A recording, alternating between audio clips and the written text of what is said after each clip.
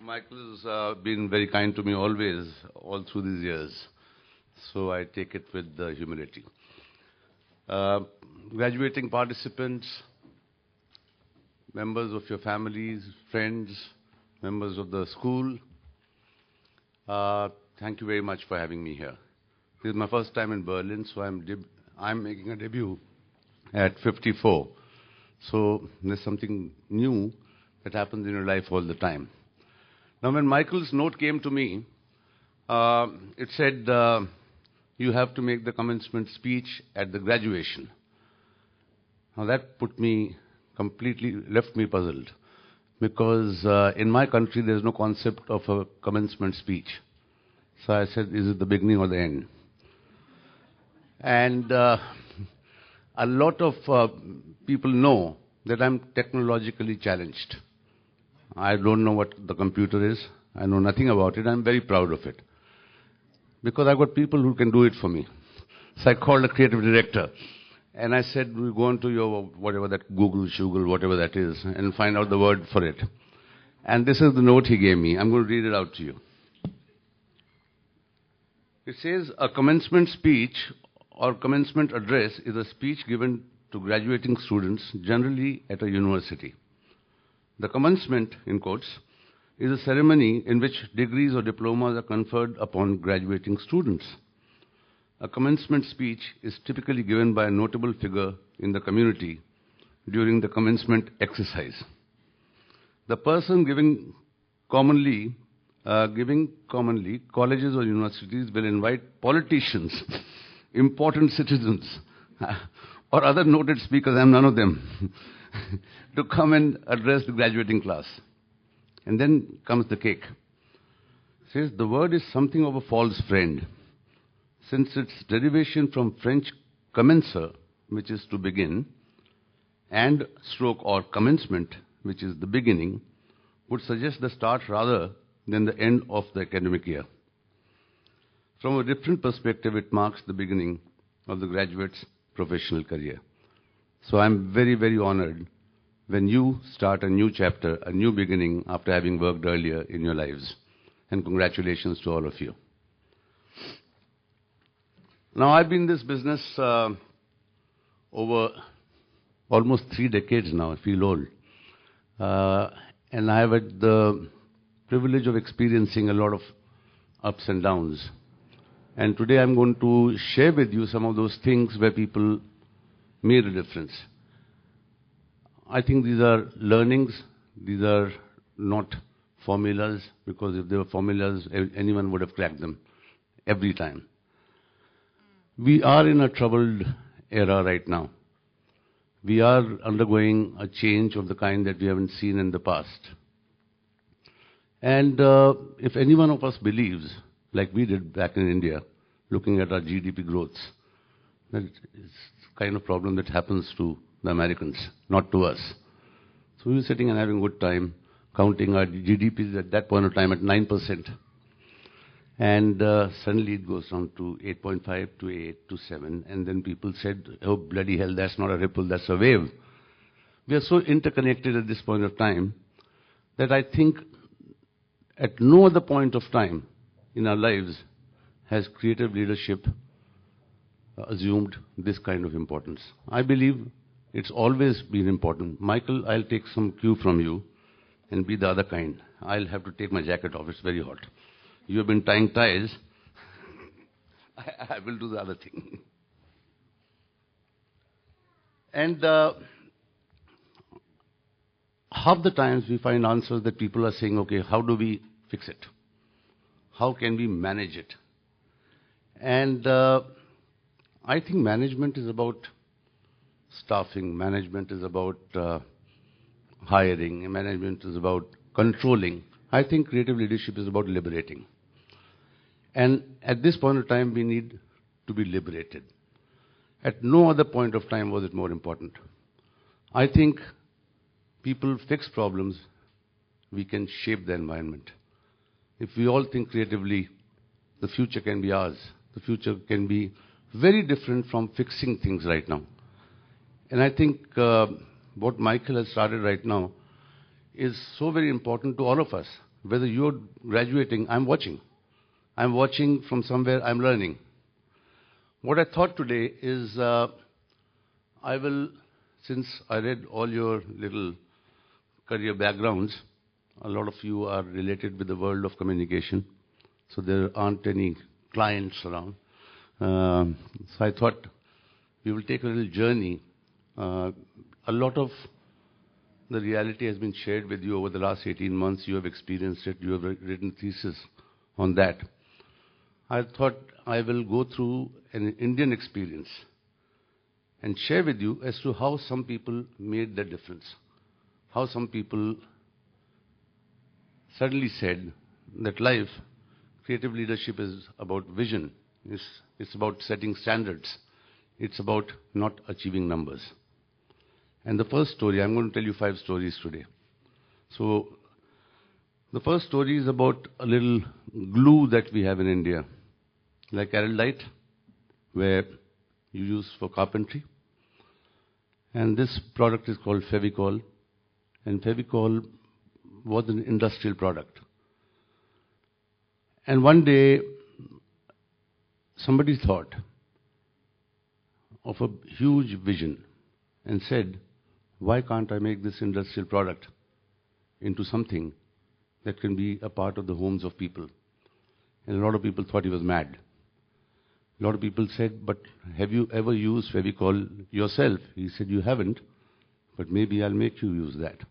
And maybe at the back of it, I will launch several products. Now, this product is not a joke.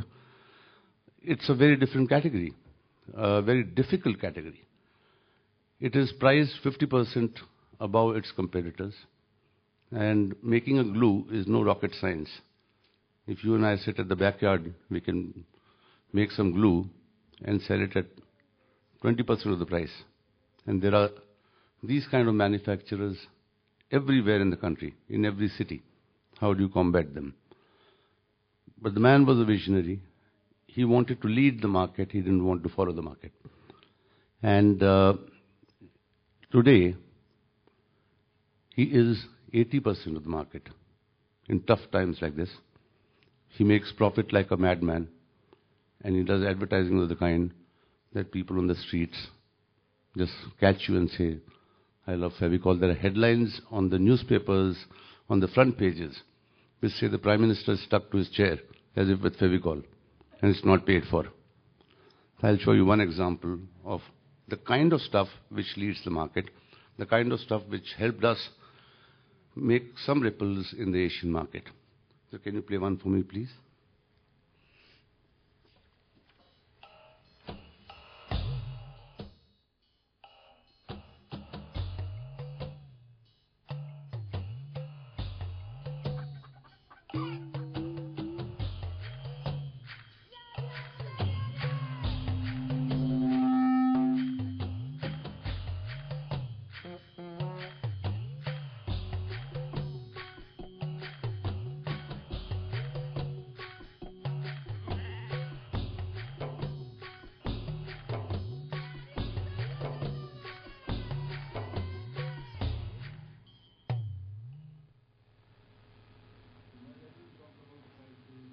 Everyone talked about how good they could join a thing. He didn't give a damn. He didn't react. Leaders don't react. Leaders visualize and move into the future. So that was the first point I thought I'll share with you, because I'm trying to connect what you will be doing and how you'll be thinking. The second point, I think, is that creative leaders always see a crisis as an opportunity. And this goes back to I used to be a sportsman. I don't look like one now anymore. I used to be a sportsman in the last century. And my example is about a game that most of you don't know about. It's cricket. But I will convert the story into football. And it was the first big match I was playing in my life. And if in football there's a change of player, when you ask for a timeout and change a player, so my turn came, and the team was 4 goals down. And my captain was coming out, and he said to me, he said, buddy, 4 goals down, is a huge crisis for every ordinary man. It is the opportunity of your lifetime. If you're 4 goals up and scored 2 goals, nobody will remember you. If you score goals today, you will become a legend. And I did something of the kind that day, and I never forgot the story. This is a personal experience, but I'll take it into a marketing scenario. Cadbury's, all of us know about. 1990s, Cadbury's was the leader, was in the shit house, in the sense that they were just not growing. A lot of new snack categories had come in. Pepsi and Coke had come into the market.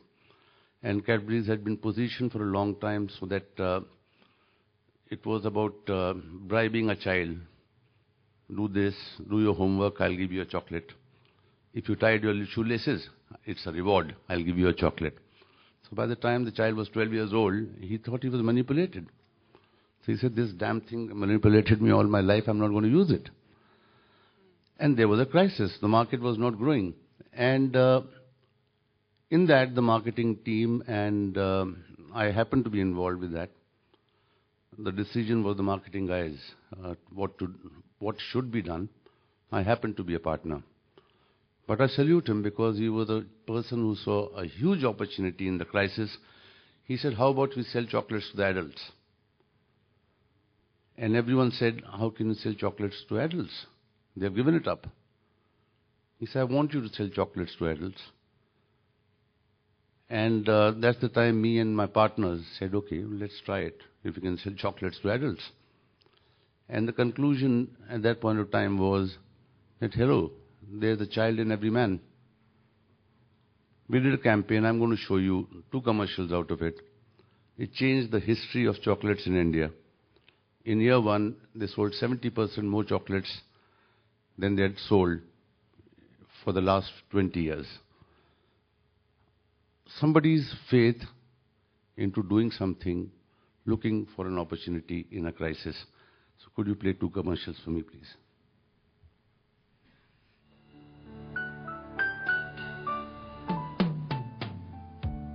There's something so real in everyone. There's something so real. Ask anyone. It's you, it's real, and the feeling is right. There's something so real in the taste of life.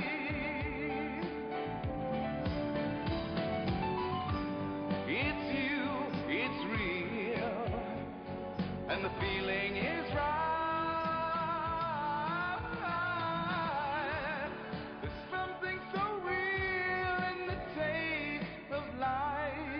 Cadbury's Dairy Milk, the real taste of life.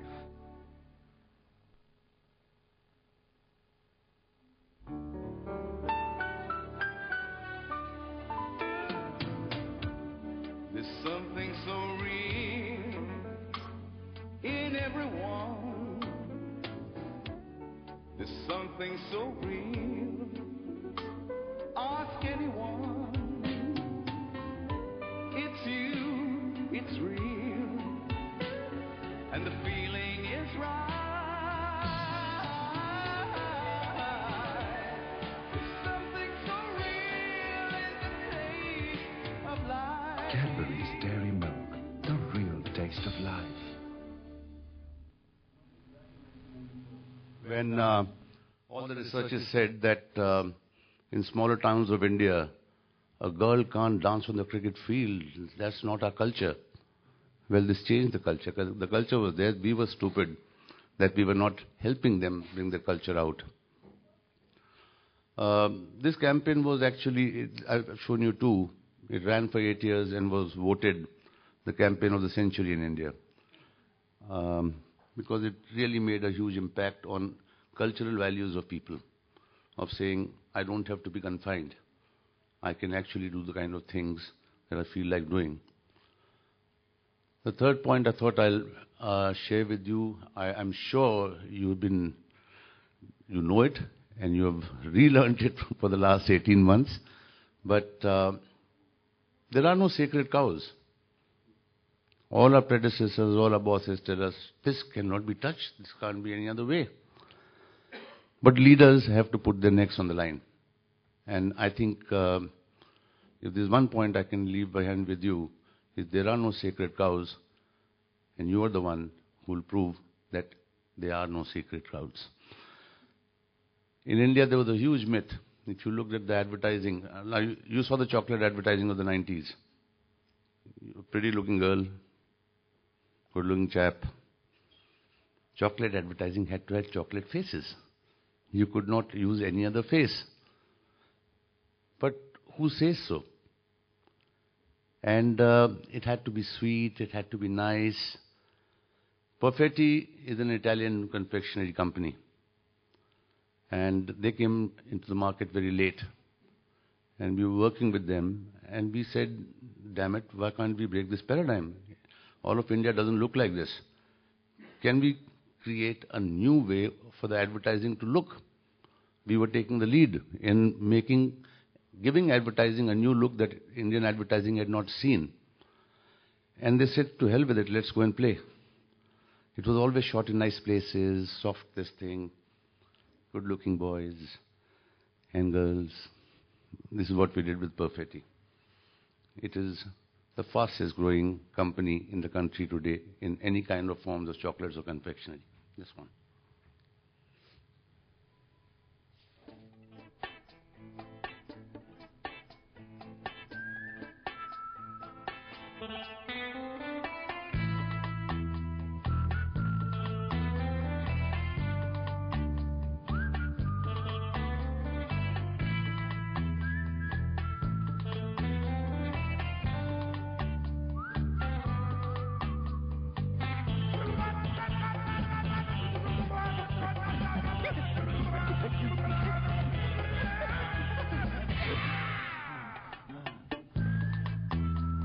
नया centre shock chewing gum हिला के रख दे.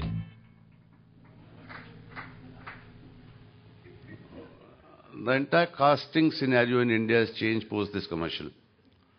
You see today's advertising in India, it is so real, so much better, less plasticky.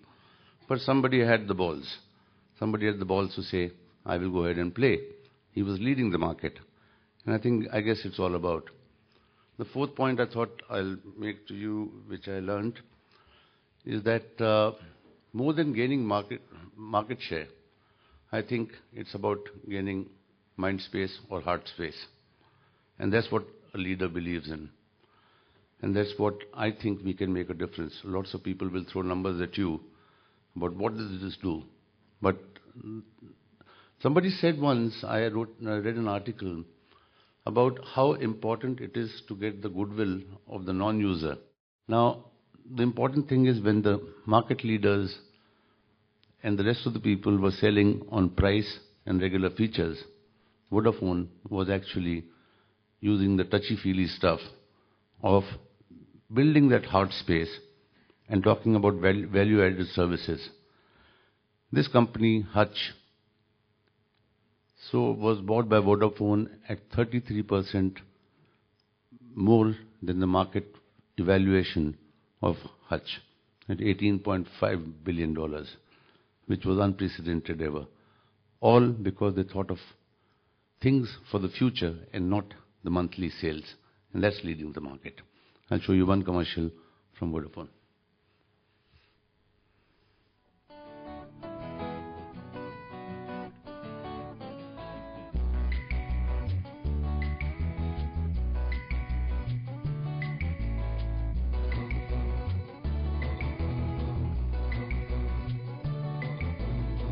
Every day I want to fly, stay by my side. Every day I want to dream, stay by my side. Every morning I wish I could just play. Wish the mornings would just stay.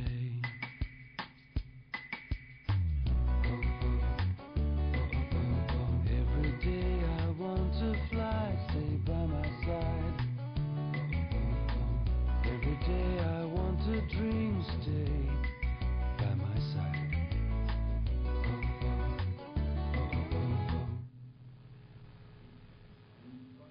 Ascot for the last 5 years, doing network advertising, and they brought it back for customer service. The last point which stands between the booze and you, which is leadership about creating a buzz. It is not about following the market. It's a buzz that people talk about when you go to the bar. People don't talk about guys who did great research and achieved some 2 points extra. They talk about the guys who had the balls. They talk about the guys who went out of the way and made a difference when you said, how the hell did he get away with it? And this is the story of the Indian Premier League. Indian Premier League is the equivalent of NBA and the equivalent of EPL. It is bigger than the World Cup of cricket. It is perhaps the biggest property that has come up in year one.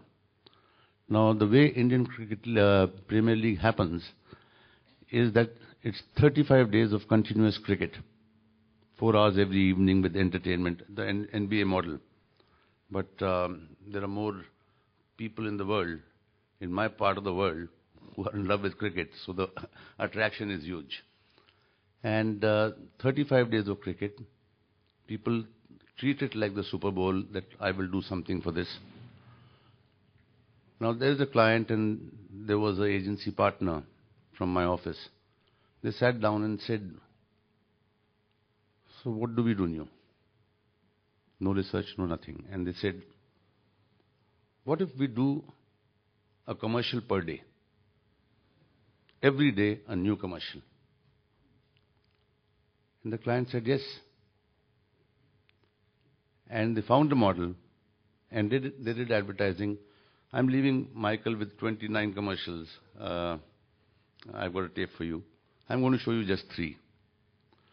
It blew the brains out of India. Every day people were talking about the characters who were called Zuzus. And they said, what's the new Zuzu one? People said, it beat the medium on which it was playing. People said, forget the match today, what's the new Zuzu coming? That was the bar talk, that was the street talk, that was the school talk. 570,000 fans on YouTube, more than the biggest movie star of India in 10 days' time. 2.2 million hits on adage.com.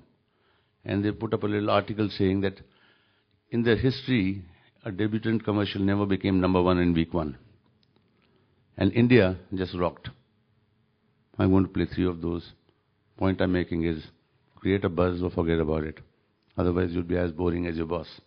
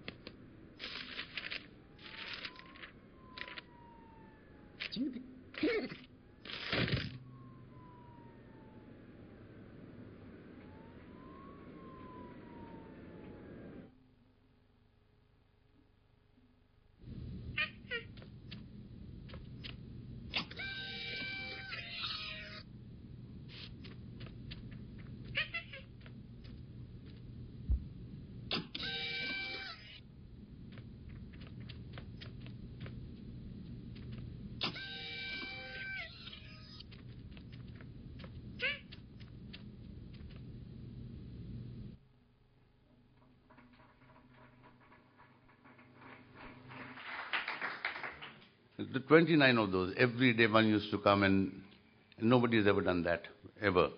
It's taking a lead. And initial days, the competitors said, what the hell are they doing? And after that, when they used to go and say, go to places, and people used to say, have you seen the Zuzus?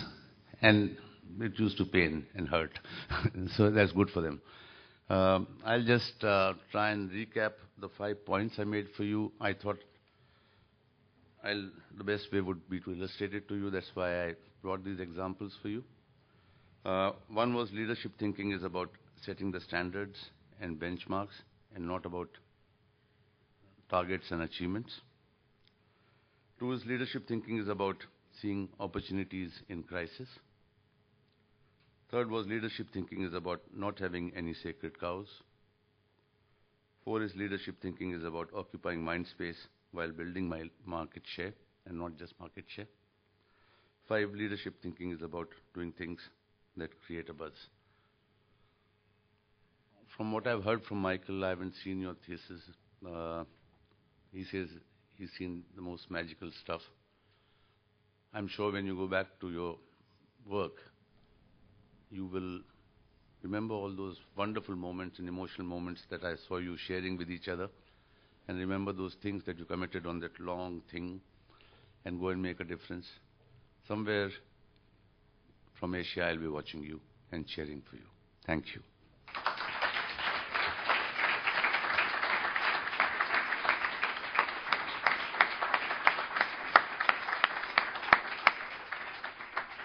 There's one more thing, in my experience with this man, that is to have a big heart and to love what we're doing. And Piyush always has supported anything where he felt his heart should be a part of it. All the time. Thanks so much for being here with us.